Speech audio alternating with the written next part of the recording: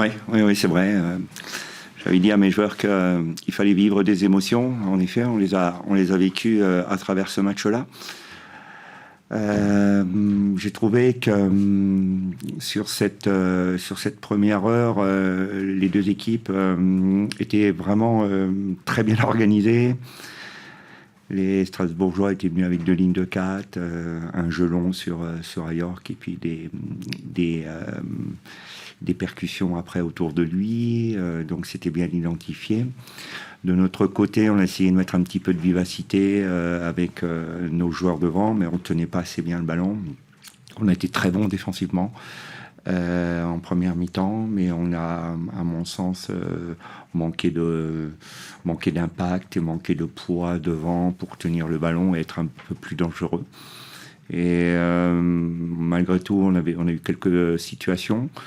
Malgré que les Strasbourgeois ont amené beaucoup de puissance sur ce terrain-là, il y avait des grands gabarits, donc on a souffert. À l'heure de jeu, il y a cette expulsion logique de Nata. Et là, en l'occurrence, c'est vrai que on a changé de mode dans notre tête. On s'est mis dans un état d'esprit exceptionnel. Les garçons ont vraiment, bien sûr, consciemment reculé. On a subi et on a très très bien défendu, bien fermé les espaces. Alors je sais que c'est pas très valorisant pour le football, mais on ne pouvait pas faire autre chose et on a attendu puisque on a essayé de mettre de la vitesse avec Donis, mais les Strasbourgeois étaient très bien organisés sur les transitions et on n'a jamais pu trouver une transition. Donc voilà, sur cette dernière demi-heure, les garçons y sont allés avec un état d'esprit remarquable et on sait très bien que la coupe, le mental est déterminant. Et j'ai trouvé que mon équipe, mentalement, ce soir, avait été à la hauteur de l'événement. Et voilà, entre cet état d'esprit qu'ils ont eu, cette solidarité dans cette dernière demi-heure, et puis ensuite ce calme et cette sérénité dans l'épreuve des tirs au but, je trouve que voilà... les garçons se sont permis, on leur avait demandé, se sont permis de rêver pour aller chercher cette demi-finale. C'est la dernière édition de la Coupe de la Ligue. Ça signifie quoi pour vous d'être dans ce dernier carré ? Ça veut dire que ce sera la dernière demi-finale qu'ils joueront, tout simplement. Mais c'est vrai que c'est anecdotique, très sincèrement. Mais voilà, on a envie, on l'avait dit depuis le début, qu'on a envie de faire quelque chose dans cette coupe. Vous avez bien noté que depuis qu'on a joué cette coupe, j'ai toujours mis ma meilleure équipe de façon à ce qu'on puisse se donner les chances de franchir les tours.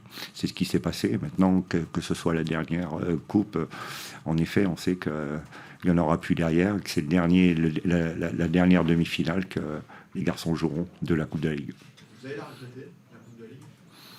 Comme je l'ai dit, des clubs comme nous, elle nous permet, en quelques matchs, de vivre de grosses émotions. Et puis pourquoi pas, on l'a vu la saison dernière, avec Strasbourg, qui était le tenant du titre, qui a pu décrocher les préliminaires de la Coupe d'Europe.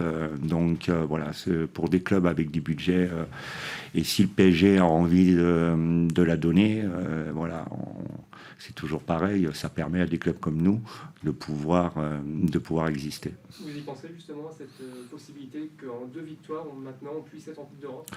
Déjà, on est super content dans le dernier carré. Le Stade de Reims n'a pas figuré dans le dernier carré depuis 13 ans. On renoue, me semble, avec le passé glorieux, puisque c'est une équipe, c'est un club qui a déjà été deux fois en finale de la Coupe.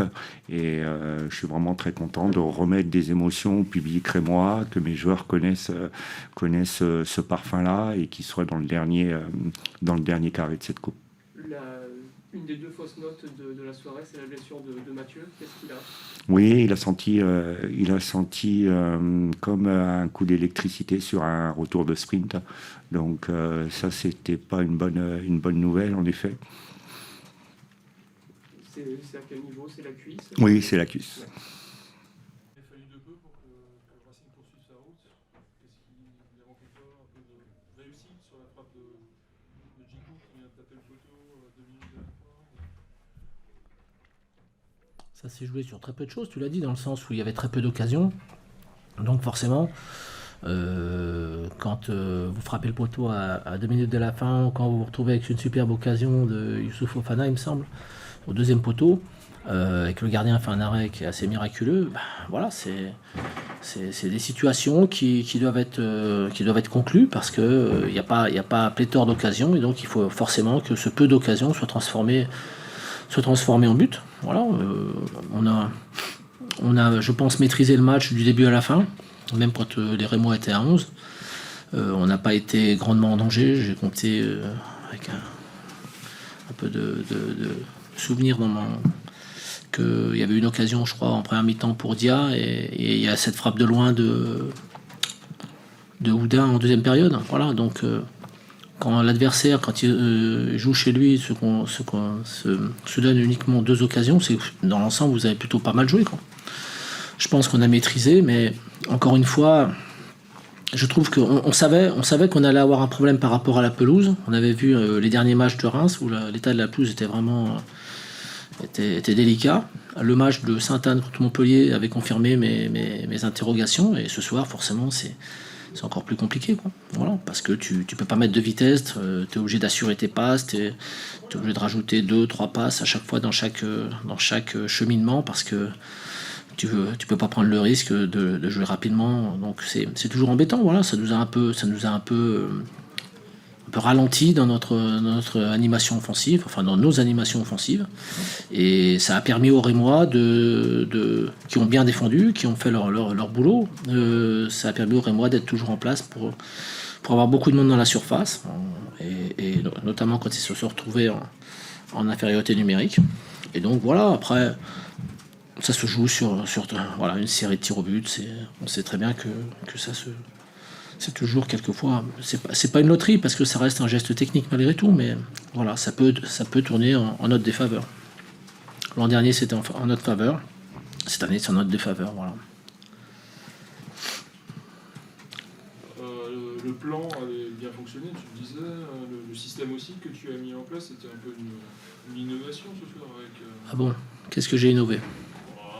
Djikou et Sissoko en sentinelle. Djikou presque en meneur de jeu finalement sur la fin de match.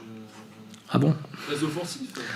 Non, mais ils étaient bas, et donc on était forcément, nous on voulait arracher la victoire forcément, donc forcément on était un peu plus haut, et c'est souvent des situations où tu peux te choper un contre. D'ailleurs ça a failli arriver une fois, mais enfin bon.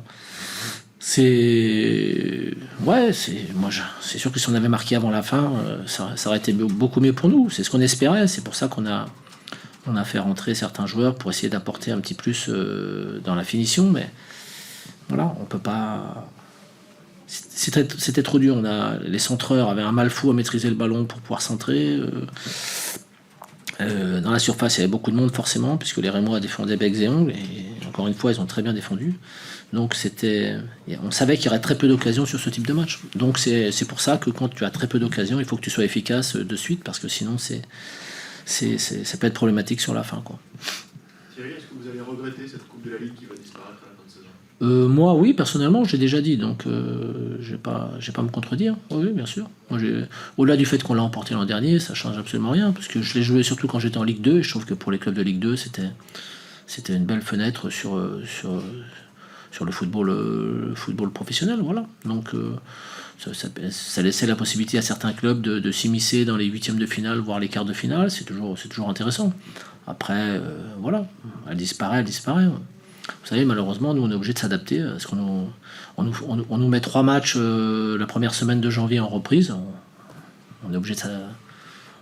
Si j'en parle, en plus, on va me dire que... Donc voilà. Donc aujourd'hui, le football... les décisions sont prises largement au-dessus de ma tête, vous voyez, donc je peux simplement regretter certaines choses comme je suis en train de le faire, ou me plaindre, mais bon, ça changera pas grand-chose, donc on est obligé de s'adapter. En même temps, le Racing n'a pas le temps de gamberger, parce qu'il faut enchaîner des Tout à fait. en championnat. Ouais.